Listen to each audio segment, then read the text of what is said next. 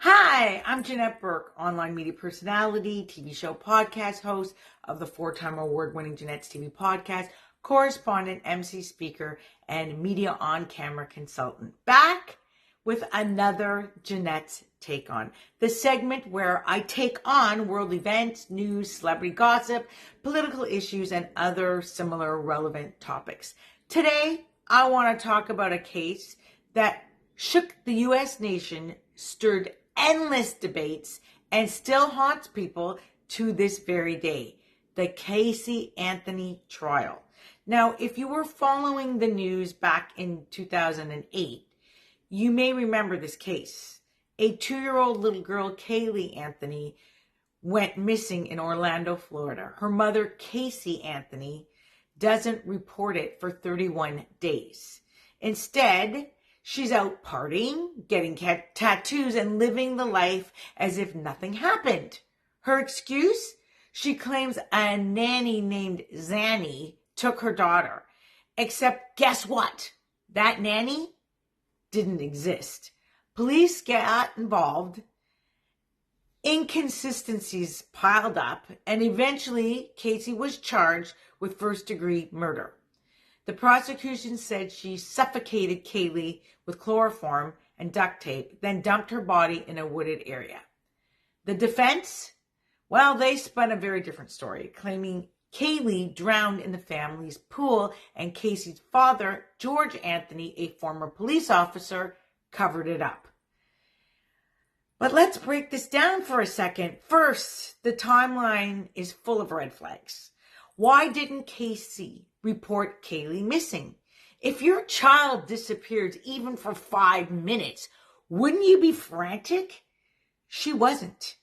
She was out clubbing, getting a Bella Vita tattoo, which, by the way, means beautiful life in Italian. Excuse me? What kind of grieving mother gets a tattoo like that while their child is missing? And let's not forget the web of lies. The fake nanny, the fake job at Universal Studios. Casey even took police on a tour of Universal pretending she worked there, only to finally admit, okay, I don't work here. Then there's the evidence or lack of it. The prosecution had a lot of circumstantial evidence. A strand of Kaylee's hair in the trunk of Casey's car, searches for how to make chloroform on the family computer, and the strong smell of decomposition in Casey's trunk. But the defense fought back.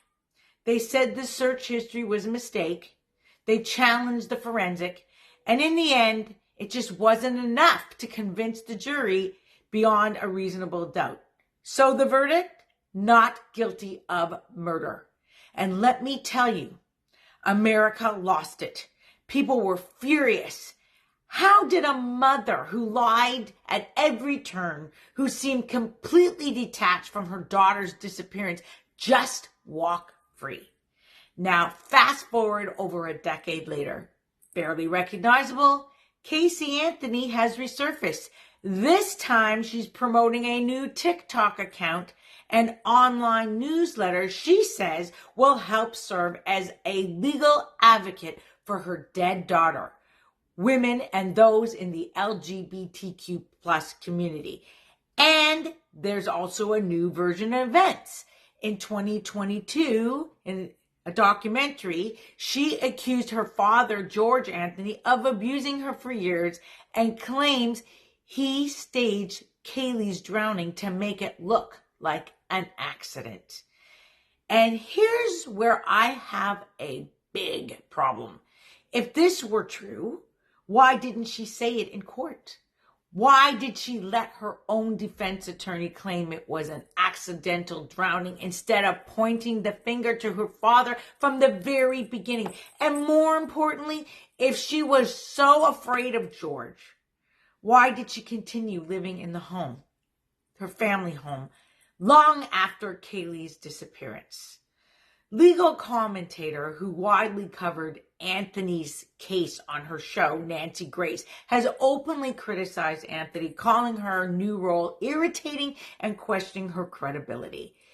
Grace has landed and labeled Anthony's new role as a money grab and questioned her credibility, stating it is irritating for Anthony to present herself as a legal advisor after being acquitted of her daughter's murder.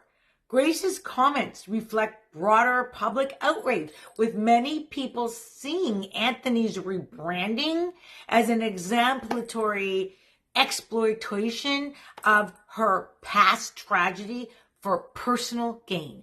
Grace has voiced her disapproval multiple times, emphasizing that Anthony's actions should not be taken seriously, considering her controversial past. To me, Anthony's rebrand feels like just another attempt to rewrite history, dodge responsibility, and manipulate public sympathy. Listen, I get that the U.S. justice system is based on innocent until proven guilty, but let's be honest. Being found not guilty is not the same as being innocent. The jury may not have had enough hard evidence to convict her, but that doesn't mean she's free of guilt. So now, I want to hear from you. Do you believe Casey Anthony's version of events?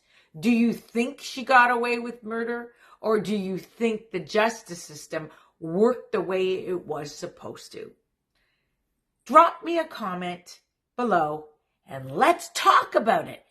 And please don't forget to subscribe to Janette's TV and podcast for more savvy takes on these type of topics.